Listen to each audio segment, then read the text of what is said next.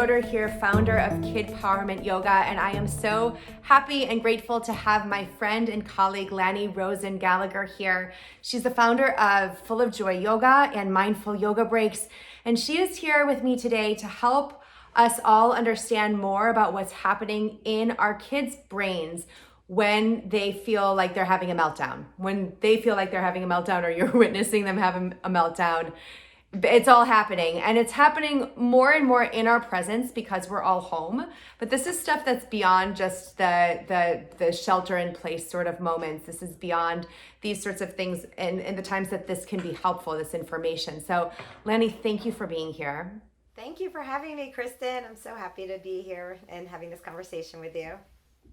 Yeah, it's awesome. It's become a major part of your work is being able to translate what is happening in the brain when our sympathetic nervous system kicks up, that fight, flight, or freeze, and helping translate that to kids so that they understand and they have some control or ability to help self-regulate. But I think oftentimes as parents and even as teachers, we don't necessarily have the full awareness of what is happening. And so we try to redirect a meltdown in the middle of it, and that is never very effective. And so it's helpful to know what is going on. And I think that you put it in beautiful terms. So can you help us understand what is happening in our children's brains, and in our own as well, when our sympathetic nervous system is started to kick up?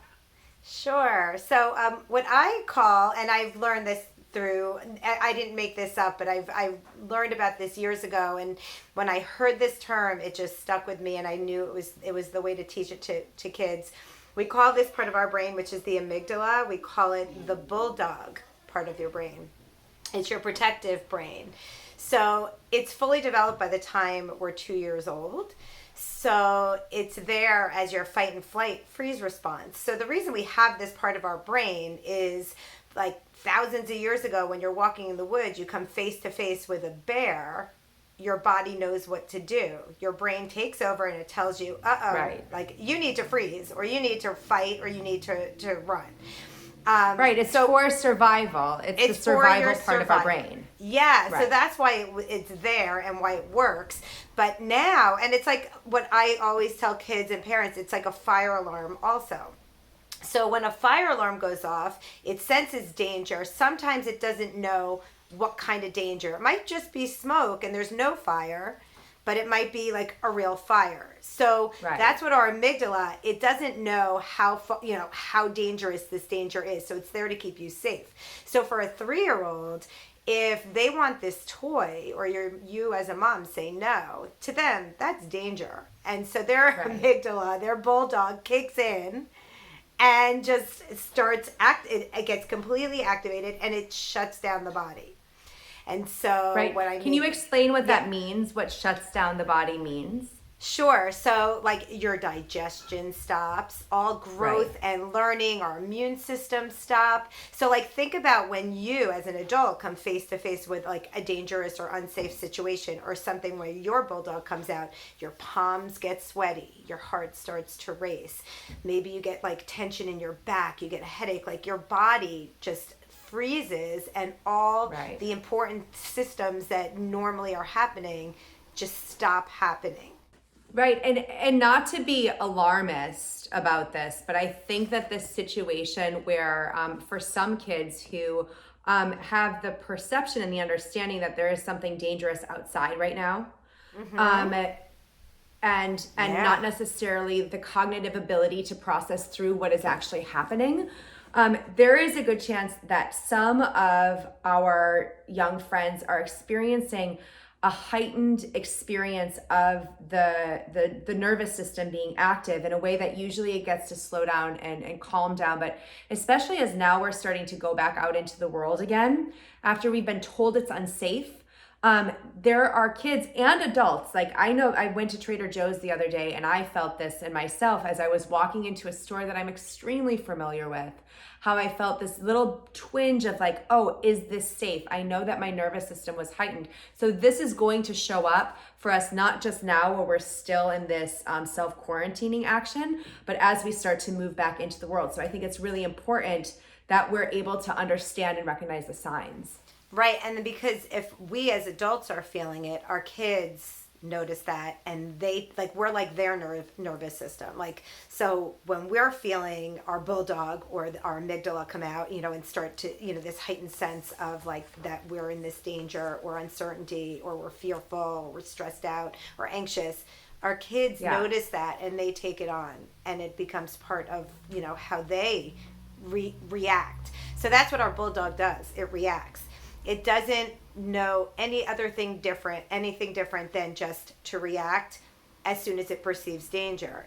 So then we have this other part of our brain that plays off of it, which is right here. It's our prefrontal cortex, which I call the wise owl. And we call it the wise owl because it's our thinking, thoughtful brain. Helps you learn, think, grow, be kind, have fun. It helps you make really good choices.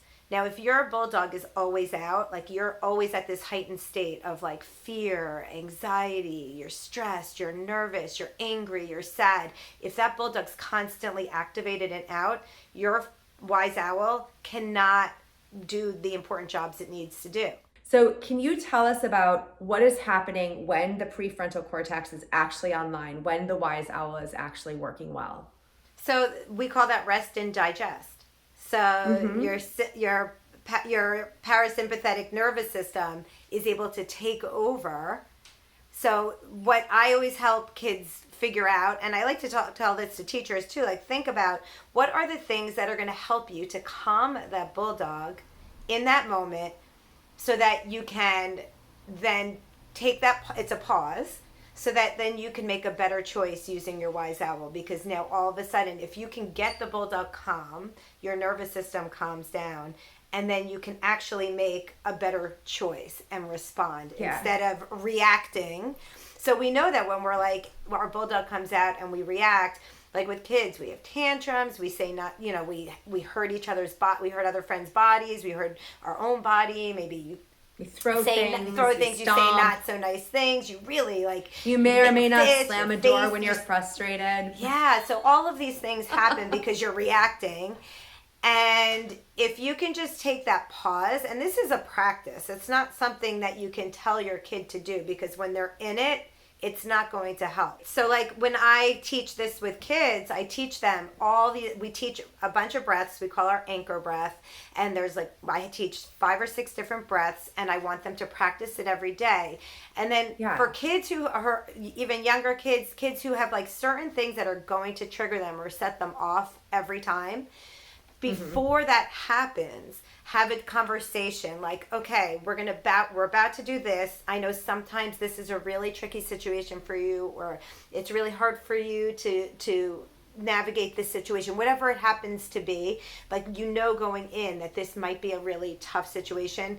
Let's practice what we're going to do if you're finding it to be frustrating, or you're starting to get aggravated or angry, so that before you do it, you're setting them up to have a tool that they can use. Yeah, so I think that the key to understanding that is the breath work works at the beginning of the response.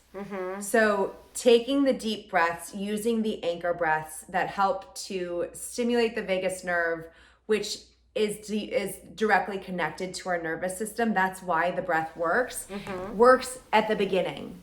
Yep. But if you've gone off the deep end, if you're already in it, that's what I would say. If you're like in it. if you're already in it, it's really important to know for yourself what is helpful for you for a coping mechanism, and also what is helpful for your kids. So if you can separate yourself from the situation until you can find that way back to the parasympathetic nervous system, so you can be in rest and digest, which is the space in which you learn. It's the space in which you communicate. It's in all of these. It's a place that hopefully we spend more time in than the other, even though your sympathetic nervous system is very important as well. To protect you. I mean, I tell them the kids this because the kids sometimes will think, oh, my bulldog is the bad. It's really bad. And I say, Right. no, it's really important. No. You need him Exactly. there. You need her there. You need that bulldog. There's not really a dog in your brain, which I always have to make clear to 3-year-olds and 4-year-olds and 5-year-olds. But it's there to protect you. But sometimes it comes Right. out too much when you might not even need it. So we just need to learn how to Yeah. calm our bulldog, and that's it. Well, and also sometimes the bulldog comes out in moments that are important. Like we need to be able to, like, if we need to like do great on the soccer field, or like we're needing to do something fast, and there's this space where actually it is really helpful for us. Yes. And that is okay. And so we don't want to villainize that space, but knowing that breath can bring us back, taking time by ourselves, oftentimes for some kids, like things that are creative, drawing, reading, those sorts of things can help them to calm back down. And also physical activity for other kids is really necessary to help them work through and move through it. Yep. Is so helpful. And I think on the other side of it though, if we just let it go and we don't come back and discuss it after it's happened, then we don't learn from it. No, so it's if we can important to come talk, back, yeah. absolutely, come back and say, that was really frustrating. I completely understand. What can we do next time? What can we do? And Yep. so that exactly. So it can become a teachable moment. That's how we're going to help our kids in this time during all of this coronavirus situation. And also then into their future, be far more adaptive and resilient, and be able to manage their stress in a way that I think many of us wish we had the tools for when we were their ages. Oh, yeah. And I say this to the kids and to adults all the time. Make your list. And I think this would be a great activity for parents and kids to do together.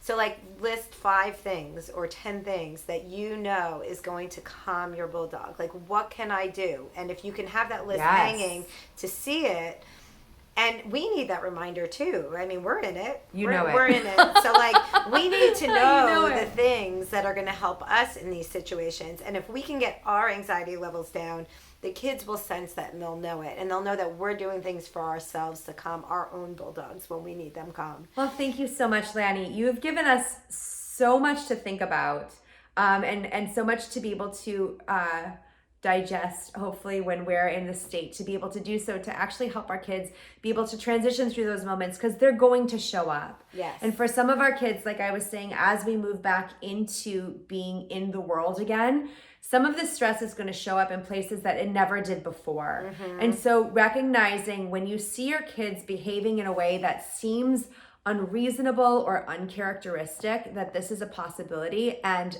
having those tools, like Lani was saying, that those the 5 tools that you know can help bring you back, so that you can call back to them and then be able to discuss and move through it on the other side, I think will be a great help for all of us. Yes. Great. Well, thank you so much. If anybody has any questions, you can email me at Christyn@kidpowerment.com. I will happily send any ideas or thoughts on to Lani, and we will share all of her information with you as well, so that you can be in contact with her if you would like to as well. So thank you so much, Lani. I look forward to the next time we see each other. I look forward to the next time I see all of you as well. Stay safe, take care, and we'll see you soon. Bye. Bye.